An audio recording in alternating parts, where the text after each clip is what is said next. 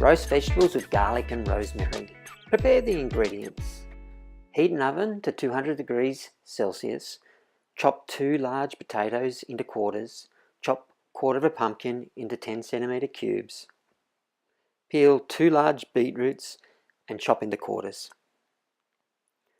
Cut 2 large carrots in half and then half lengthways. Chop 1 yellow capsicum into thin strips. Peel 1 red onion and cut into eighths. Chop 4 garlic cloves. Place all the chopped vegetables onto a baking tray. Add rosemary sprigs.